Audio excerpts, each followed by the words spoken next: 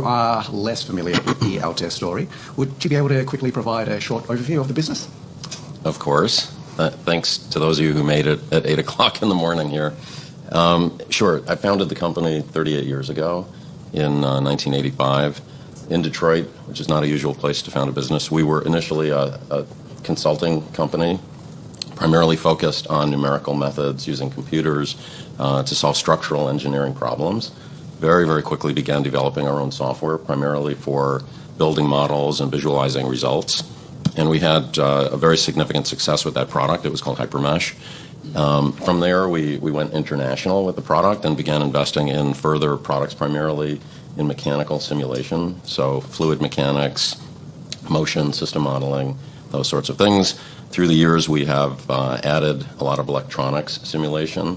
And we've also, in the early 2000s, began investing in high-performance computing, workload and workflow management, so determining the scheduling primarily of when and where jobs are running in HPC hardware.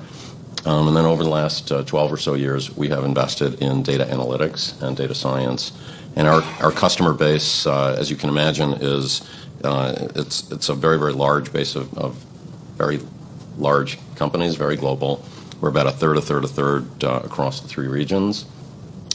We have customers across manufacturing and auto, aero, ship design, technology, consumer electronics.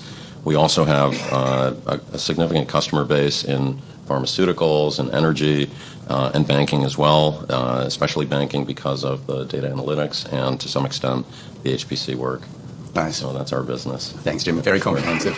I think you touched on the data analytics point there, and analytics, AI, all of that sort of stuff. That's been a key topic, and it's especially topical in 2023. You've got AI and analytics offerings, made the RapidMiner acquisition recently, and you also embed AI throughout the product suite. So what's kind of your key takeaways about AI, how it's going to be used, and how Altair is poised to drive usage as well? Yeah, the AI term is very hot right now, obviously with OpenAI and the battles between Google and Microsoft and such. We have a very broad array of technology and data analytics, from data preparation, data science, data visualization, real-time visualization. We've been investing in that direction actually a really long time. A lot of algorithms in our software for many, many years that are sort of hidden under the covers or even available through some of our products like HyperStudy. You'll find AI and machine learning kind of embedded in many of the products. Where I see things kind of going when you think about the whole ChatGPT technology, we're really exploring and investing pretty significantly on the user experience side. So applying this technology to sort of augment the historical, mouse point and click and select menus and all of that, to have different ways, if you will, of interacting with the problem that you're trying to solve. And we're starting to see some really exciting results, actually, in our lab, if you will. And we think we're going to release some things very soon. So, I think that this technology is going to affect user experience very, very significantly.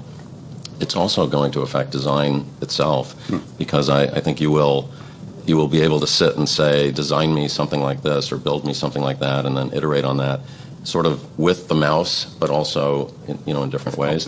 And you're going to see more and more automation around making decisions for items that are in service. So the operational decisions that you see, of course, you have automated driving, but you're going to have across everything this sort of control. Yeah, no, that's tremendous. I guess there's been a long history of innovation, and you've got other technologies which are super exciting as well. I think you've been having good traction with SimSolid, for instance. Could you maybe talk a little bit about that? About SimSolid, sure. So SimSolid is one of many, many products in our portfolio. It is probably at this point still the fastest growing product in the portfolio.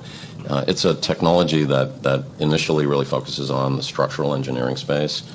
And in that world, the way that you do structural engineering is you take a CAD model, you build a mathematical model, a finite element model typically, and then you solve that. It's a big system of matrices, and you solve the matrix. With SimSolid, you don't need that intermediate step. You literally take your CAD model in, and there's a huge amount of intelligence in the software, and it's very robust. and you basically are saying, here are my loads, here are my constraints, solve it, and the solve times are astounding. And it's magical, actually.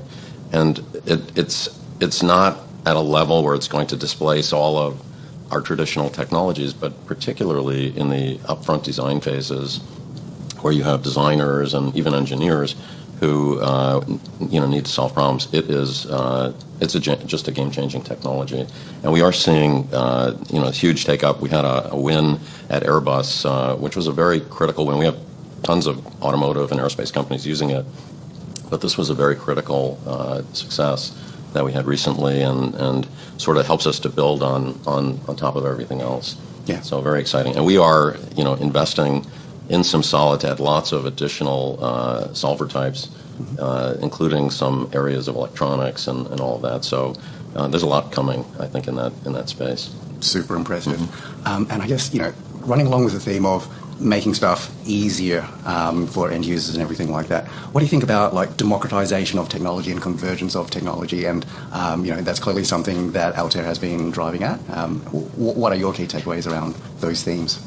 Yeah, we're pouring investment. SimSolid is in the same vein, of course, but we are pouring investment into user experiences for sure, and tools and technologies for conceptual design, and then democratization, even in the data science world. If you look at the RapidMiner product, it really spans across different levels of users. It's a very, very user-friendly product. It's a beautiful piece of technology, but it's so someone who's not a Python programmer can build a model pretty easily using RapidMiner, but also someone who is a very sophisticated Python programmer can interact in that world in a very, very nice way. So we're trying to address across all those users, make these technologies accessible so that you can do fun and exciting things. Yeah. Speaking of the RapidMiner acquisition, that's one that's perhaps your most recent sizable acquisition. How has that been going? And that kind of puts a little bit of a capstone on the analytics and platform that you have. Sure. Sizable is questionable, but in terms of what Altair does, which is primarily tuck-ins, it was kind of the capstone piece. It's true. We've made actually 4, but one was very tiny in years back, but 3 significant acquisitions in the data analytics space. We came to that market investing on our own, but then ultimately acquiring. So we acquired DataWatch, which brought us Monarch and the Angos technology for data science and decision tree technology, and then Panopticon, which is a really fantastic product for data visualization. Then we acquired a company out of the UK with about 100 people, 600 customers, very, very serious company, which had developed a SAS language compiler and a whole execution environment. And if you know the market of data analytics, and this is really why I pursued this, that market has a lot of sort of ants running around and one mountain, which is SAS, which is, whatever, $3.5 billion in revenue. Every major corporation has thousands of SAS language codes in their environments typically. And it's a very powerful language, and they had a sort of monopoly on the space, and they had been very litigious, suing this company in the UK. We took a chance and acquired them. Every litigation up until that moment had gone against SAS, and in fact, since just over that last year, we've had 2 victories now, and I think it's quite closed at this point. Particularly 3 weeks ago, we had the appeals court in the Eastern District of Texas side in our favor that the SAS language is not a proprietary language. So now we sit with a great piece of technology that's very unique that customers can leverage to sort of support their legacy technology. We can help them convert part of it to Python. They can move to new and very modern architectures. We run this technology across mainframes all the way to smaller infrastructure and in the cloud as well. And then finally, we looked at RapidMiner primarily for 2 reasons. It gave us a real depth in data science. I mean, this is really arguably the first player in data science 20 years ago. Ingo, the founder, is just a very well-known person. They had over 1 million downloads of the software across the world through the years. And they had just built a beautiful cloud platform. And we were working on our own, but I think it would have taken us 2 or 3 years to get to where they were. So that product really brought us kind of the elements that we needed, plus a lot more expertise to bring everything together under this platform, and that's what we've done. And it's really proven to be really a very, very good acquisition for us. Every customer is very engaged. And people are impressed. When we benchmark, we generally win. And so it's quite a great acquisition. Great. Awesome to hear. I think you touched earlier a little on end markets, and historically, previously, it was quite auto and aero heavy, but particularly with the data analytics platform and stuff like that, you've branched out, and I think maybe technology, financial services are certainly of increasing importance. Maybe touch a little bit on how you see the end markets and how that mix shift has happened over time. Yeah, sure. Automotive is still the largest vertical. It's in the 30%. And then banking, financial services, aerospace, and technology sort of follow kind of equal in terms of their dimension. And they are, the meat of our business. We have a very, very broad-based business, of course. And, they're all growing pretty well. Even automotive continues to grow. People are often surprised by that. But as we enter, data analytics, we have a lot of customers that are interested in, there's a lot of trust in Altair, and as they want to apply new technologies, there's a relationship that's built over many years, and our business model is extremely strong as well. Yeah. So I'm not sure I'm answering your question there, so sorry about that. No. That's all good. You mentioned the business model, and obviously that's the units-based proprietary business model that you guys have built up.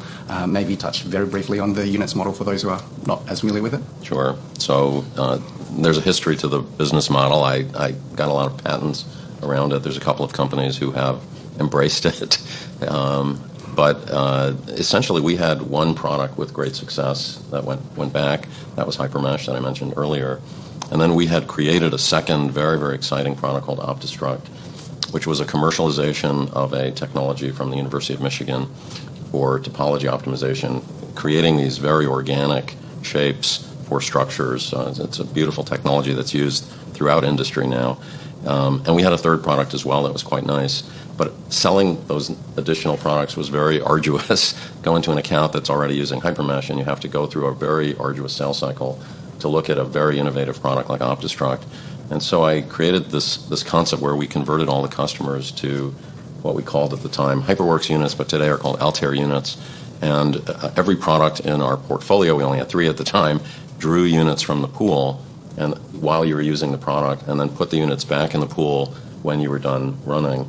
And so suddenly I made OptiStruct, and at that time MotionView, available to all my customers.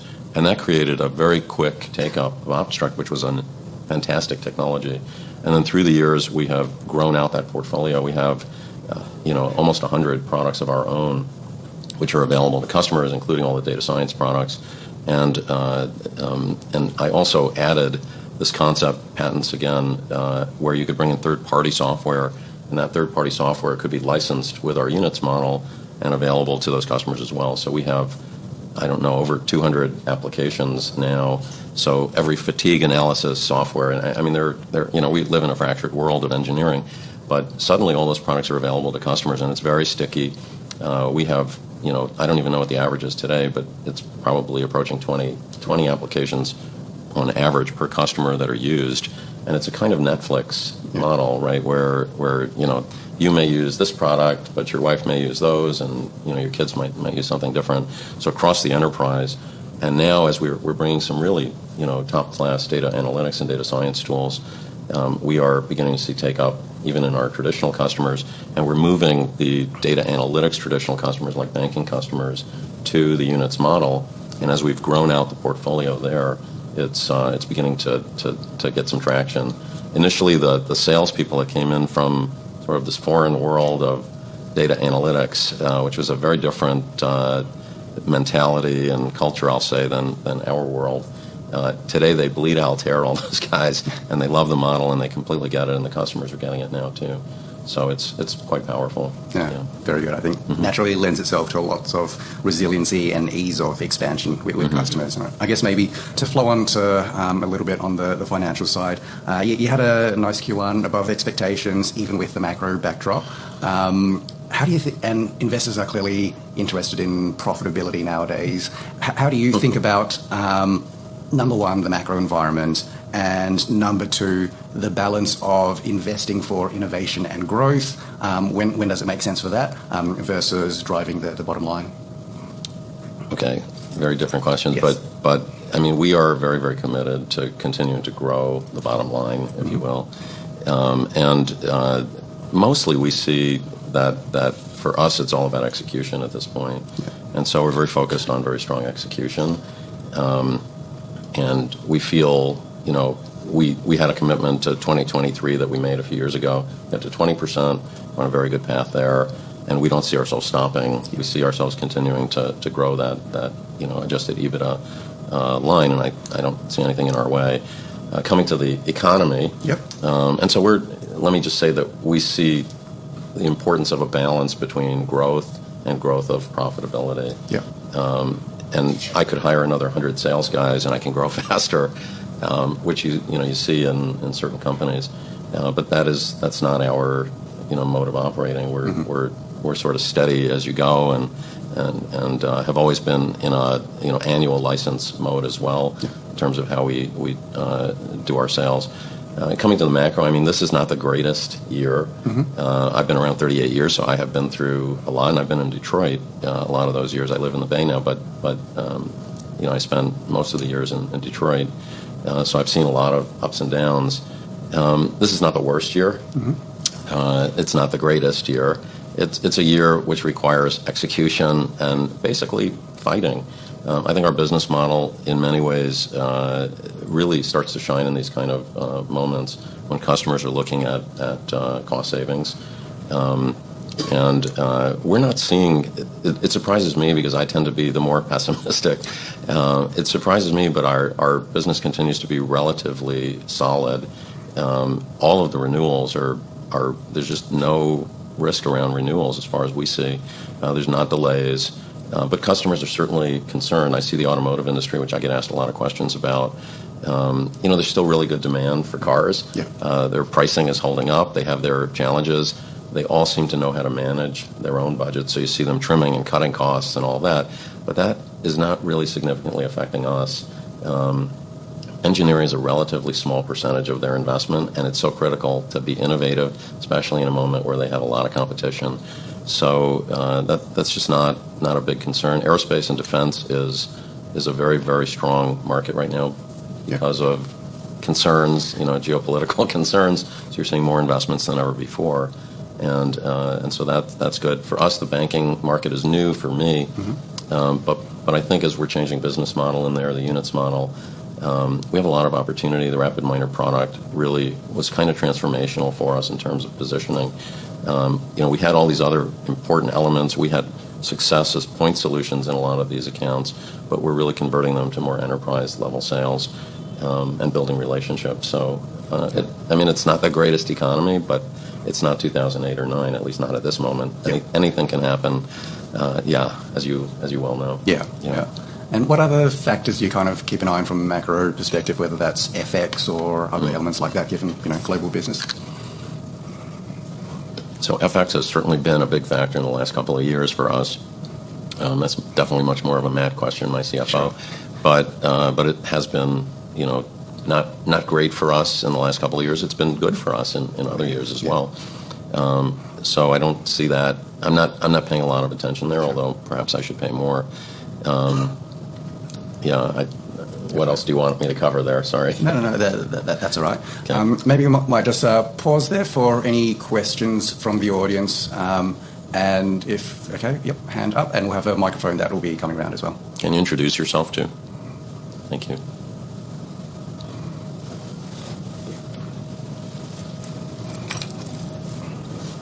Hi, I'm Rob Lutz from Cabot Wealth Management in Salem. Would you share with us how the automotive industry is using your products, particularly in light of the transition that they're going through, changing to a whole new platform? Is that creating a lot of new business for you, or what is it doing to your business? Sure. Thanks for the question. So historically, Altair's solution set into the automotive industry was not heavily into the powertrain area, quite honestly. We did have one product which was used for modeling powertrains, but it's still used for modeling electronic powertrains, actually.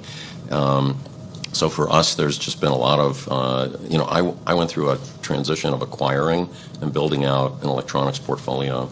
And so we have very strong tools for electric motor design, battery design, all of the elements that are different in electric. And if anything, I think it's expanded our opportunities because we really were not doing as much in traditional, IC engine design. And I think that whole transformation in general has been a good thing for us because it's created a kind of very competitive atmosphere. First of all, you have a lot of new players that are all my customers too, and then the traditional players have been playing some catch up, and they've had a tough situation because they have to support their legacy platforms and make this migration, and a lot of tough management decisions there.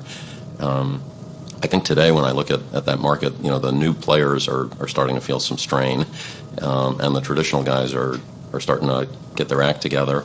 But it doesn't really change our business that much. If anything, it's been a little bit expanded, I would say. We work with all of them and across their enterprises. What we see more and more is system level modeling becoming important, and it's another area we have poured investment in with no one noticing. So I have probably 20 years of investing in a solution for math and systems modeling. It's all heavily used for digital twin, and it's really coming to the fore now. Everywhere we look, there are digital twin opportunities that are opening up, which are really exciting and interesting, and they kind of sync together with all the data analytics side of the business as well. So really good moment. Yeah, thank you. Anything else from the audience at this stage? No? All right. I guess thinking through, data analytics and engineering simulation, all of those being clearly very compute-intensive functions. And you mentioned earlier, Altair clearly has got capabilities around HPC. Have you seen an increase in that area of the business as people get focused on AI analytics and those elements? Or given the strength in simulation, is that something that's been just consistently strong throughout? So we are, I guess, arguably the leading player for HPC scheduling and such.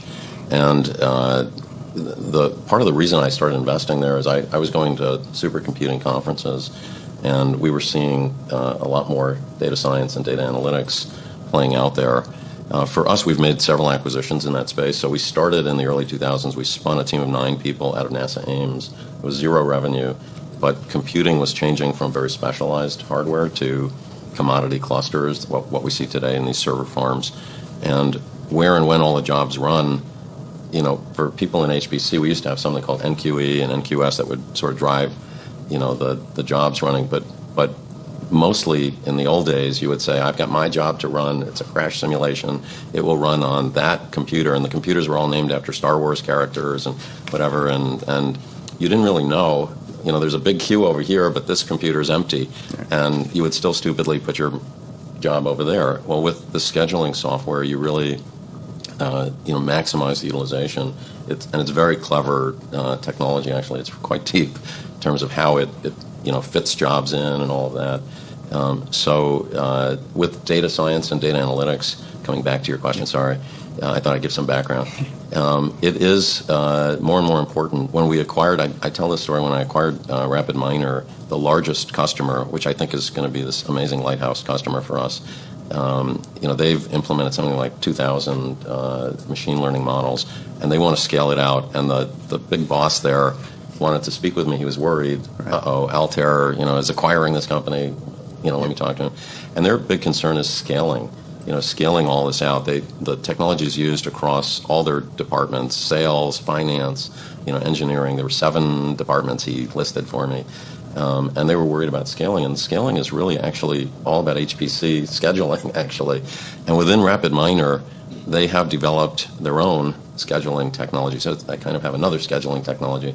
But it's very apparent that the depth of our expertise in that space is, and it's clear to them now too, really brings a unique power. And I talk a lot about convergence, and it's kind of a marketing message, but it's real as well. I mean, there really is a convergence between all these things: simulation, HPC, and data science. So in fact, last night there was a question. I was in a different dinner, and the I don't know what his title is, the chief of strategy for Microsoft was attending, and he was asked about AI and aren't you running out of data?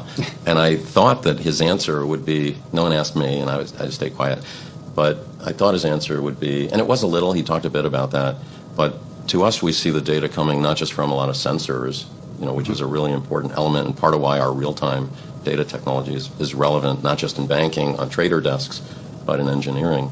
But it's going to be synthetic data as well. So running simulations, generating synthetic data is going to be super relevant in that space as well. Yep. So, and I'll just see if there's one more question. No more questions. Otherwise, I think we're just about out of time. All right. Thanks, Jim. Well, thank you very much, Mark. Yes. Appreciate it.